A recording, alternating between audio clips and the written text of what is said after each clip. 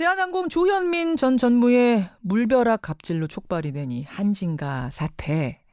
총수일가 갑질 문제에서 이제는 불법적인 밀수와 탈세 문제로까지 번지면서 전 국민의 공분을 사고 있죠. 특히 어떤 식으로 밀수가 이루어졌는지 그 구체적인 방법들이 알려지면서요. 화 나기 전에 놀랍다, 신기하다 하는 분들이 많습니다. 일반인들에게는 그렇게도 엄격한 세관이 대한항공 총수 일가에게는 어떻게 그렇게 허술할 수 있었는가? 왜 그렇게 구멍이 많았는가? 이런 얘기들도 많이 하시죠. 그래서 저희가 오늘 관세청의 수장, 관세청장을 모셨습니다. 직접 질문을 해보죠. 검사 출신이시고요. 이 관세청장이 된 지는 아직 1년이 채 안 된 분이세요. 신임 관세청장입니다. 김영문 청장 만나보죠. 청장님 안녕하세요. 예, 안녕하십니까. 예, 관세청장입니다. 예, 지난주에 인천공항 현장 점검을 쭉 하셨다고 제가 들었어요. 예. 한번 갔다 왔습니다. 네. 돌아보시니 어떠셨습니까? 저희들은 열심히 한다고 했는데 국민들의 눈높이에는 한참 못 미치고 있구나라는 생각이 들었고요. 이번에 하여튼 무엇보다도 이 수사를 엄정히 잘해야 되겠다는 다짐을 하고 왔습니다. 지금 수사가 한 몇 %나 진행된 거예요? 아직은 초기 단계라고 말씀드려야 될 것 같습니다. 사실 이 수사가 품이 많이 들어가는 수사거든요. 예. 조금 말씀을 드리면 신용카드 사용 내역이 있고 해외 신용카드 사용 내역이 있고 국내에 물건이 있으면 끝난 게 아니냐라고 생각하기 쉬운데 사실은 그 해외에 있는 것들은 내가 해외에서 선물 줬다. 그렇죠. 국내에 있는 국내에서 산 거다 또는 선물 받은 거다. 이렇게 하면 입증이 됐다고 하기 어렵거든요. 말하자면 A사의 명품 가방을 집에서 발견했더라도 나 이거 선물 받은 거다 이러면 그만이고. 예, 그것도 있고 해외 또 카드 내역이라는 거는 일시와 장소 그리고 금액만 나오지. 그렇지. 무슨 물품인지 이런 건 전혀 특定되지 않거든요. 그런 문제도 있고. 그래서 끝내는 이게 들어왔다라는 것들을 입증을 해야 되는데 그 부분들에 대해서 입증이 쉽지가 않다는 문제가 있다는 거죠. 사실은 좀 시간이 좀 걸리지 않을까 생각을 하고 있습니다. 그렇게 보시는 것이 초기 단계.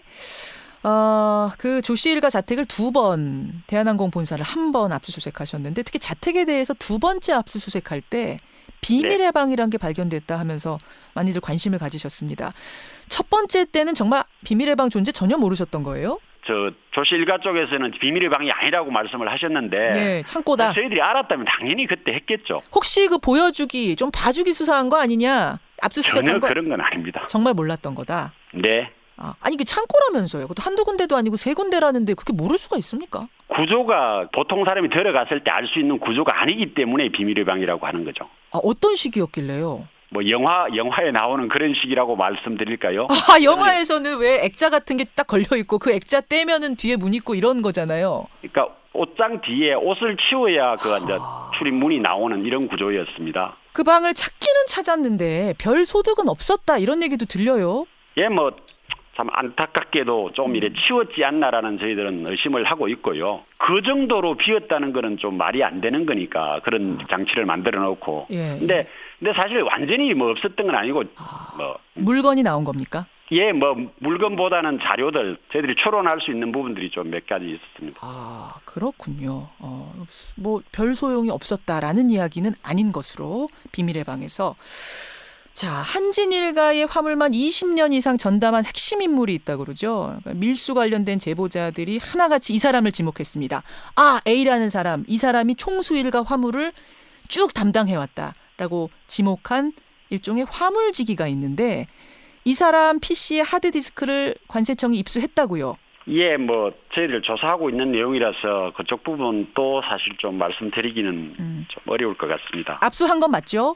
예. 단서가 있습니까 없습니까? 이건 말씀해 주실 수 있죠. 저희들이 수사를 계속 해나가야 될 것 같습니다. 예. 제가 지금 이걸 왜 여쭙냐면 직원들 제보에 따르면 이 화물지기가 세관 직원들이 대한항공 탈 때 좌석을 승급해줘라, 편히 봐줘라 이런 부탁을 했다 그럽니다. 결국 세관 직원들하고 이 화물지기하고 결탁돼 있을 가능성 없는 거냐 이런 의혹 제기되거든요. 이 부분 주목하고 계십니까?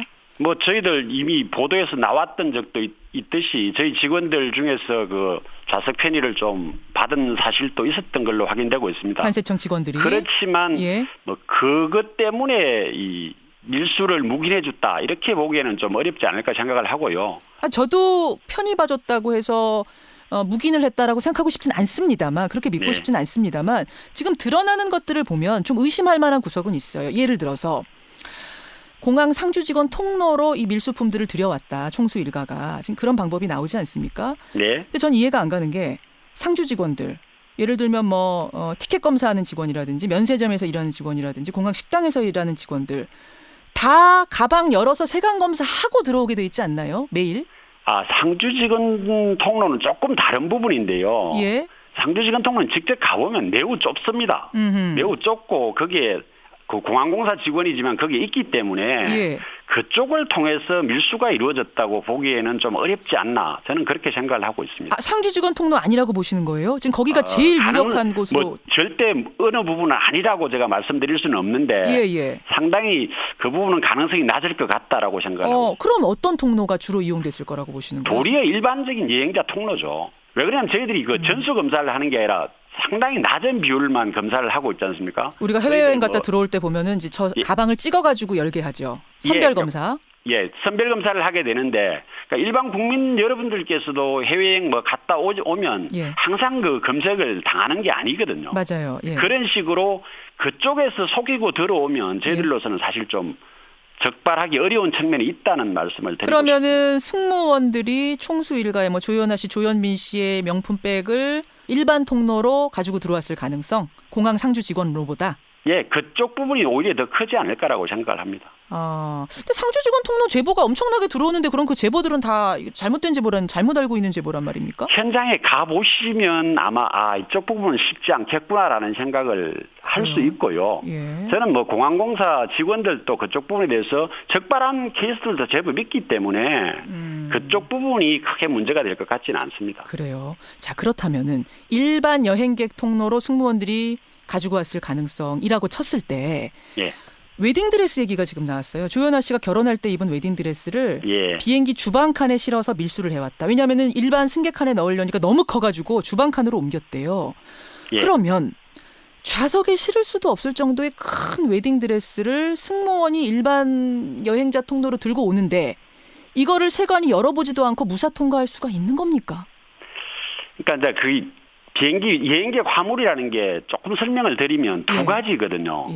하나는 이제 저희들이 짐을 붙이는 거 있지 않습니까? 비행기에. 거, 가방 붙이는 거. 예, 붙이는 게 있고 하나는 이제 직접 들고 비행기에 타고 가는 거. 그렇죠. 붙이는 거에 대해서는 저희들이 전수 엑스레이 검사를 하게 돼 있거든요. 비행기에 내가 들고 가는 거는 전수 검사가 아니지 않습니까? 선별 검사죠. 그러니까 비행기에 들고 탄 경우에는 검사가 안 될 가능성이 높은 거예요. 그러니까 그렇긴 한데 웨딩드레스 엄청나게 큰 웨딩드레스를 들고 들어오는데 세관이 그걸 안 보고 그냥 패스했을 가능성이 있겠느냐. 이 과정에서 결국은 그러니까 묵인이 있지 않았겠느냐. 비행기에 실었다 그러면 쉽게 말하면 휴대 물품이라고 봐야 되거든요. 이 마지막 검사 단계에서는 그게 주방에 실었던 건지 엑스레이를 본 건지에 대해서 구별이 잘 안 될 수가 있는 거죠. 승무원들이 막 합쳐갖고 정확하게 확인을 해봐야 되는데 단정하기는 어려울 것 같습니다. 물론 단정은 어렵습니다만 이제 의혹들이 워낙 그런 쪽으로 나오기 때문에 제가 질문을 드렸어요. 일각에서는 이런 얘기를 합니다. 대한항공 승무원들 가운데 대한항공뿐만 아니라 승무원들 가운데 면세가액을 넘기는 상품을 들여오다가 자기 가방에다가 세관에 적발되는 경우가 종종 있다. 이 경우에 대한항공 대응팀이 출동해가지고 무마해왔다라는 제보가 있습니다. 일종의 대한항공과 세관의 커넥션이 있었던 것 아니냐. 만약 그런 커넥션의 가능성이 있다면 하물며 총수 일가의 물건은 세관의 묵인하에 지금까지 밀수가 되었던 게 아니냐라는 합리적 의심을 할 수밖에 없는 거 아닌지.